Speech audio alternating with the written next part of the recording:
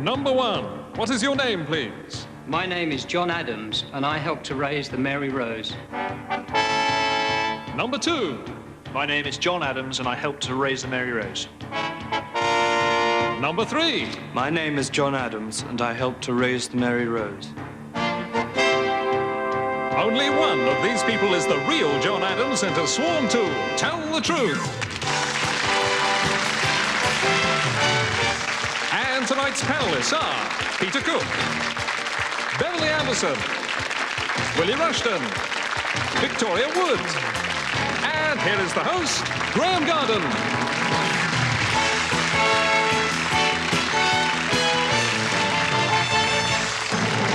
Hello and welcome to Tell the Truth, and a warm welcome to our panel who are about to tackle their first challenge. 3 gentlemen who claim to be John Adams, who helped to raise the Mary Rose. And if you open your envelopes in front of you, you'll find his sworn statement, and it reads as follows. I, John Adams, took up diving as a hobby when I was at school. In 1977, I joined the Mary Rose project as a volunteer for just £4 a day expenses. I was so caught up in the excitement of raising the Tudor warship that I stayed on and in 1980 became co-deputy director of archaeology. We dived for more than 4 years to recover all the objects inside the ship's hull, making a careful record of exactly where they were on board so that they could be replaced later. Only when they had all been removed and stowed ashore could the empty hull be raised. My work on the Mary Rose is now finished, and I leave soon for Bermuda to investigate the wreck of a ship that sank in 1609. Signed, John Adams.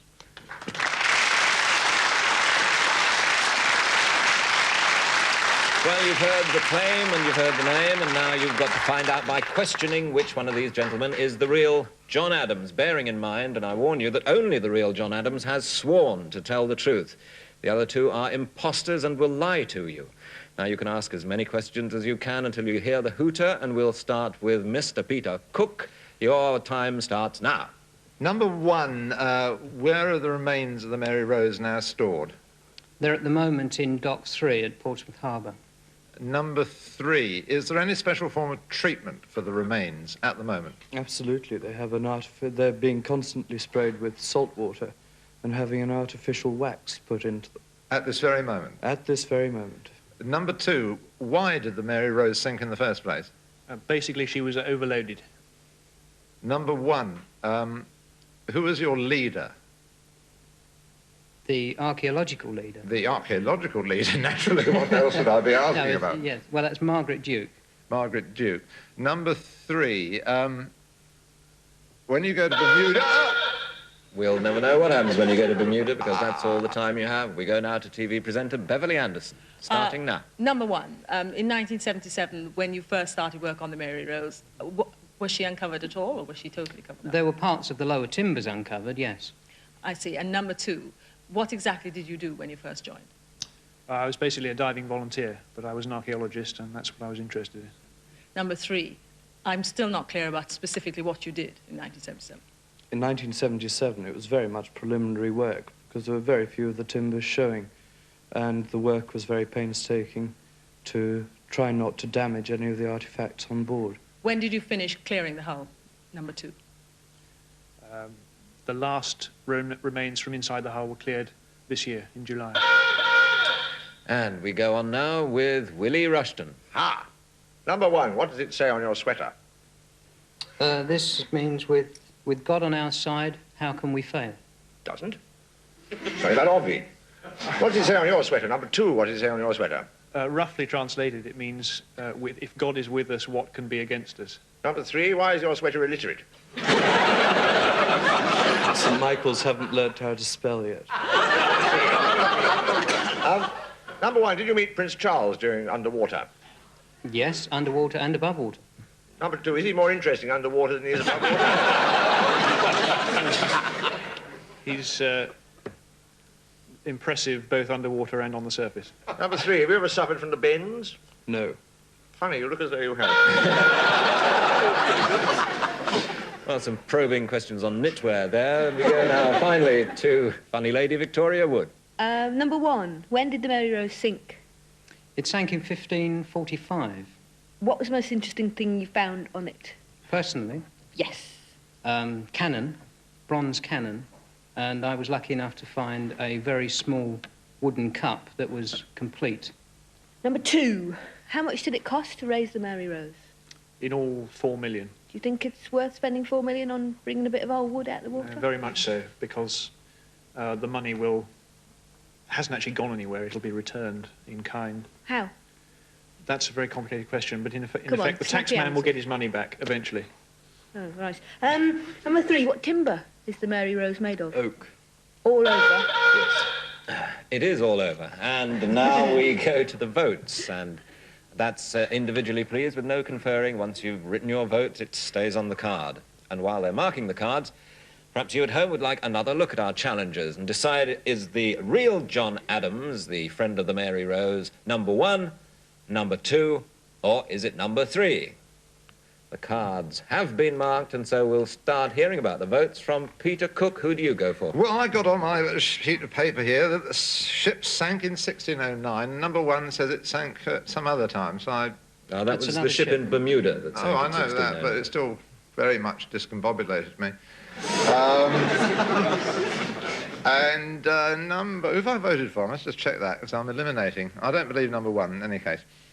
He didn't know what was on his own sweater. Number 3, all this stuff about waxing at this very moment going on.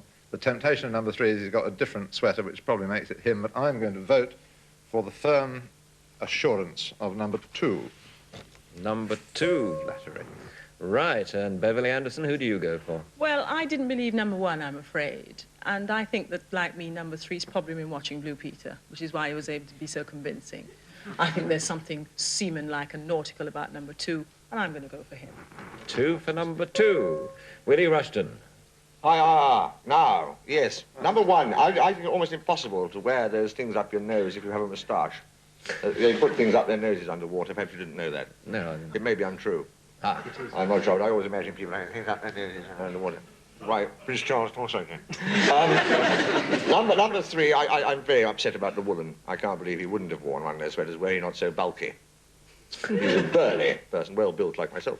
So I go for number 2, he looks like an underwater person. I see all the money there on number 2, which Crinkly leaves... skin of somebody who's bathed too long. I'm sorry about that. Victoria, do you agree with them? Are we all going on number 2? No. Well, first of all, I'm not going for number 3, because he's too pale. He looks like he spends a lot of time under fluorescent light, and therefore I discount number 3. I discount number 2, because he looks like he's never worn a sweatshirt before. And he looks more of an intellectual type, rather than a diving and bending type of person. So I'm going to go for number 1, because he's sort of little and chunky and athletic looking, and he's got nice short hair for putting inside the helmet. So I'm going to say number 1. Number 1. So, nobody's gone for number 3. 3 of you for number 2, 1 for 1. It's the moment of truth. So will the real John Adams, Mary Rose diver, please stand up?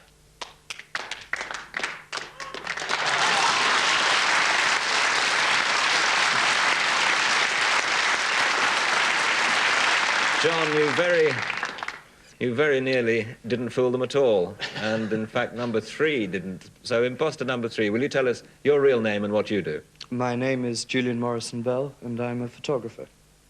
Oh, good. A good guess there from Victoria about the fluorescent lights, I suppose. And imposter number 1, you got 1 vote. What's your name and what do you do? My name is Steve Mitchell, and I'm an airline sales manager. John, in all the years you worked on the project, you must have had fairly hairy moments. What was the worst of those? I think the worst moment was not an underwater moment. It was the 4 days, if you can call that a moment, that the ship was coming through the surface. It was a very traumatic process. And what were the conditions like when you were working down below on the wreck? Very variable. I mean, sometimes it would be good enough to see 6 or 7 meters, but quite often it would be black. Nothing at all. So how did you work? I feel. I mean, it came up in the questioning that Prince Charles, we know, had a very active interest and in fact went on at least 1 dive, as far as I know, to have a look at the wreck. Yes, he dived, I think, every year twice. I saw a cannon, and there were 2 cannons. One was lying on its side. Another one was lying, you could see it, the back end of it, through its gun port, which was rather fun, and part of its trolley that it lies on. And there was a longbow lying beside one of the cabin, and a thigh bone, I think, sticking out of the mud. Rather gloomy. It's obviously the poor man who owned the longbow, I think. And your next project is in Bermuda. What kind of a ship are you going for there? That is a ship that sunk in 1609, and it was carrying colonists to Jamestown in Virginia. And it sunk off Bermuda and is the basis of Shakespeare's Tempest. Oh, well, the very best of luck in bringing that to the surface. Thank you very much, John, and thank you, the two imposters. We'll be meeting later on in one-to-one on Tell the Truth.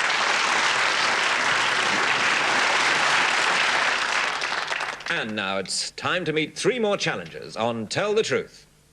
Number 1, what is your name, please? My name is Jacintha Crawley, and I'm an expert in biorhythms. Number 2. My name is Jacintha Crawley, and I'm an expert in biorhythms. Number 3. My name is Jacintha Crawley, and I'm an expert in biorhythms. Three people there who claim to be Jacintha Crawley, biorhythms expert. Well, we'll be back soon to find more about that claim in part 2 of Tell the Truth. See you then.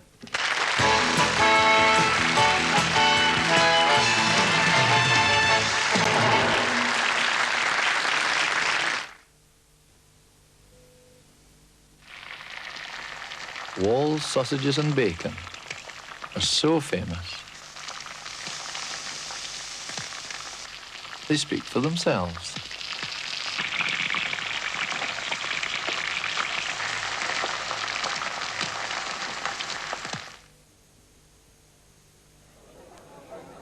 Here, mind yourself, son. It's the crows. Someone's moving into our manor, Wedgie. Out of order, Wally. Building houses and things, Wedgie. Cheeky boys, Wally. Then selling them straight away, Wedgie. A nice little earner, Wally. Pity Arthur told us not to invest in London Docklands. Where is Arthur, Wally? Nobody knows, Wedgie. You'll be sorry if you miss out on London Docklands. The standard for eating out. The standard for politics. The standard for theatre. The standard for cookery. The standard for film reviews. The standard for news reporting. The standard for humour. The standard for travel. That's the best type of readers know. Only the best type of writers reach the standard.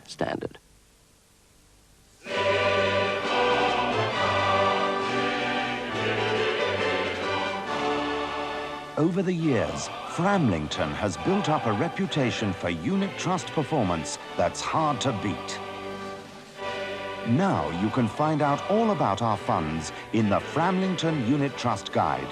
For your free copy, just send your name and address to Framlington, Free Post, London EC2B 2DL.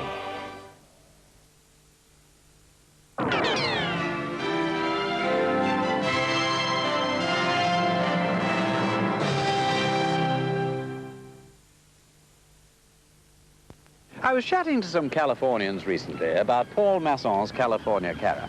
Paul Masson, they inform me, has been laying fine wines on people since 1852. Try a carafe, they suggested. See how it grabs you, man. Though somewhat wary of being grabbed by a bottle of wine, I decided to give it a whirl. And I must say, they're really jolly good. Paul Masson's California Carafes, they're really jolly good.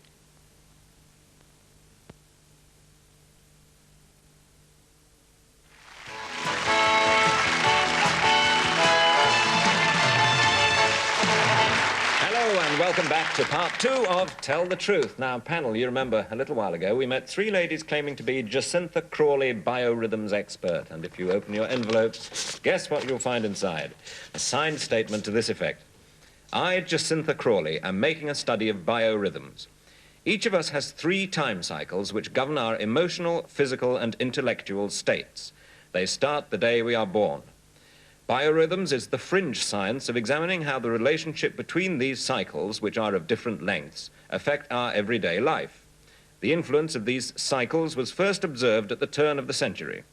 In Japan, drivers display warning stickers on their cars on days when biorhythms suggest they will be susceptible to accidents. At present, I am putting thousands of people's charts onto a computer to prove statistically that biorhythms should be taken seriously. Signed, Jacintha Crawley. Well, panel, you've heard the statement. Now, by questioning all three of the challengers, you've got to find out which is the real Jacintha Crawley. And this time we start up this end with Victoria Wood. Victoria, please start your questioning now. Number one, how long does it take to work out somebody's biorhythmic cycle? Couple of minutes. But, I mean, how long? They don't have to fill in a chart or anything like that for a certain amount of time? No, the initial calculation is a couple of minutes. It just goes from the day of birth? Yes, that's But right. if you didn't know which day you were born exactly?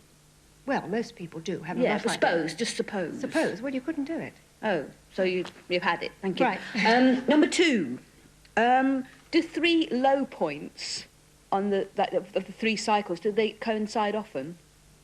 So your lowest point on each three bits? No, they don't coincide often, all three together. Sometimes two, but not all three together very often, but occasionally. Do you ever get three high points together? Well, the same occurs there. And that's all the high points we have time for there, Victoria. On to Willie Rushton, starting now. Number one, if you wake up in the morning and you check your rhythms and you discover you're going to have an emotional rotten time, when does it stop being an emotionally rotten time? When does it stop? Or when you've had an Alka-Seltzer? Number two, when does it stop? And when does it turn over the next time you look at your rhythms and tell you how you are? Well, it's very difficult to say, actually. It's a rather complicated... Number three, when does it actually tail off, this biorhythm? Next day. It's a 24-hour cycle of emotional hoo-jars and whatnots. No, it isn't. Well, I just thought you might argue. That was all. I think we'll ask the real expert later on when we Looking find for a out who fight. it is. Oh. Beverley, you've got your time starting now.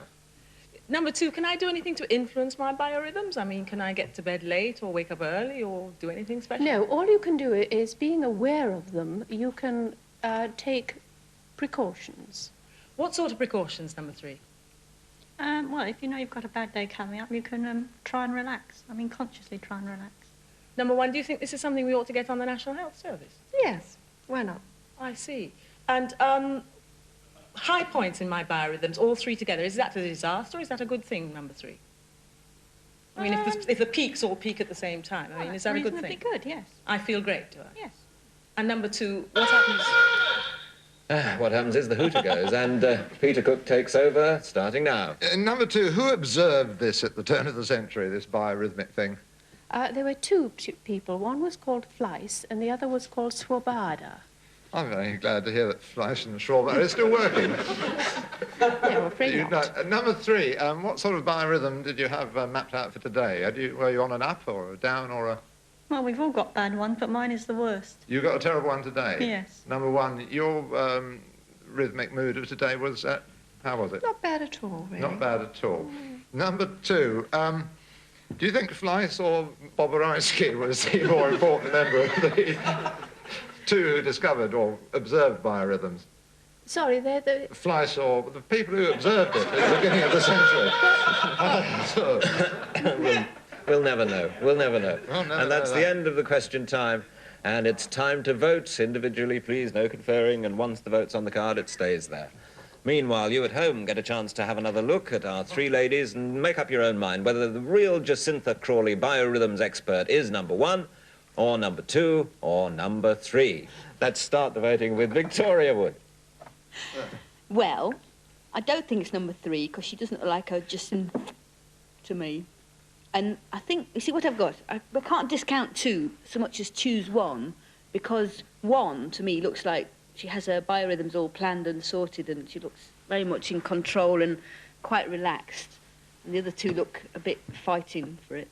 So I'm going to say number one again. Number one, who would only appear on the show on a good biorhythm day, you feel, yes? Willie, what are your thoughts? I don't know. Two of the people look quite mystic. The sort of people who might pursue this sort of thing, but I don't think it's a very mystic thing. It's a rather practical thing. And I think number three has a sort of comfortable look of a person who might well do this. But I have no idea. I'm not even very certain still what a biorhythm is, and if I'd been asked my probing and interesting questions, I would probably have worked it out. Anyway, I think it was Fleisch or curmudgeon. And you go for number 3. How about Beverley? Yes, there's a lot of what Willie says about the competence of number 3. But I think number 1 looks like a lady, as Victoria said, she looks smoothed out and organised, and her biorhythms aren't all knotted up, and I reckon she's the one to go for. Number 1. Number 1. Another one going for number 1. Peter, who do you go for? No, I think number 1 is altogether too cheerful about the whole thing. I think if you study biorhythms, you're going to take it all rather seriously, and she looks too cheerful about it.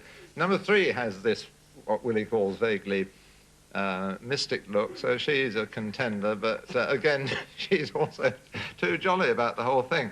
And I think the seriousness with which number 2 approaches this very serious subject is a dead giveaway, and I nominate number 2 along with Fleiss. Your vote for number 2? Yes. Because of her seriousness. Well, I've been more sure of anything in my life.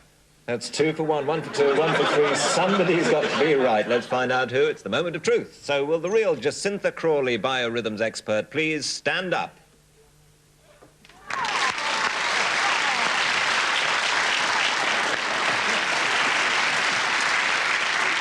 Well spotted, Willie. And the imposters there. The imposters there doing very well indeed. Imposter number 2, you got 1 vote. Will you tell us who you really are and what you do? My name's Vera Selby, and I train teachers. And imposter number 1, extremely impressive with 2 votes there. Who are you? Well, I'm Eugenie Maxwell. I'm a director of a company that prints and manufactures bags for tea and coffee. Well, thank you both, and thank you, Jacintha. You actually fooled almost all of the panel. Now, I believe that you have got a biorhythm chart along for somebody that's here today. I wonder who it could possibly be. Yes, well, actually, it's you, and I'll explain biorhythms briefly. There's a high and a low, and they're divided by a caution line which runs across the middle. And it was the observation of cycles crossing these caution days, which was how the study of biorhythms began. And now going back to Graham's for April, he's got a very well-balanced month. It's a good month, is it? Yes, but there's just 2 days to watch out for, the 29th and the 18th. I'll make a note of that. 29th and the 18th. Have got any good days, especially? No, all the rest is plain sailing. Plain sailing. Well, I'm very pleased to hear that. And your own work, you're hoping to get more thousands of results and put them into the computer. That's right, yes. Good. Well, the best of luck with that, and thank you for my chart. I shall bear in mind the 29th and the 18th. Jacintha, thank you very much indeed. Thank you. And here are 4 people that you've all met before.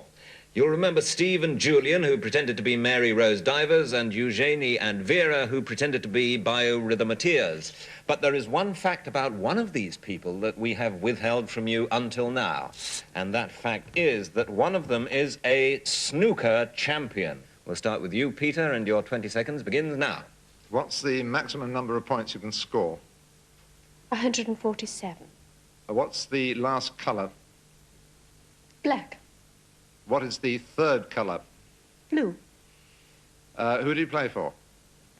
I play in 2 local leagues. Do you like Barry Manilow? Yes. There's one off the wall from Peter. Peter, does that help you to say yes or no in any way? Yeah, I don't believe it.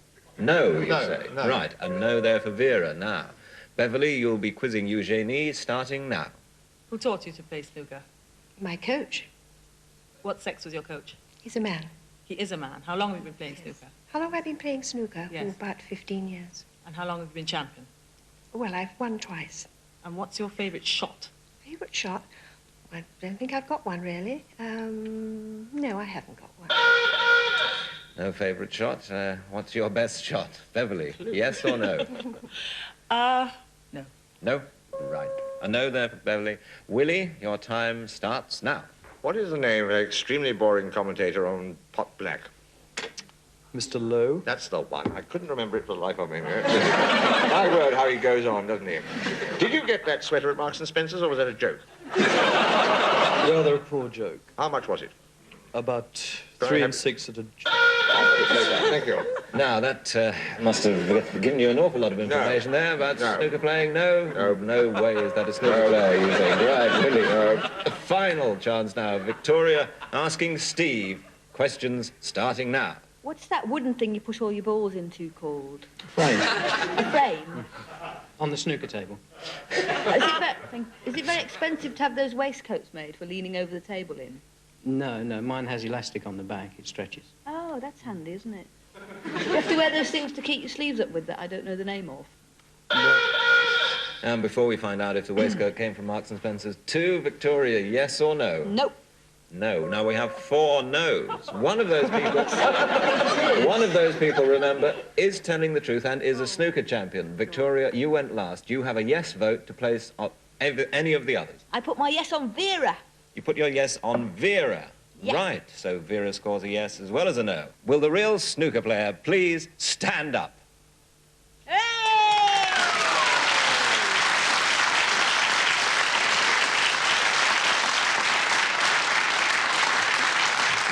At the very last minute, Victoria saves the day with her final vote and spots that Vera is indeed a snooker champion. What is your title?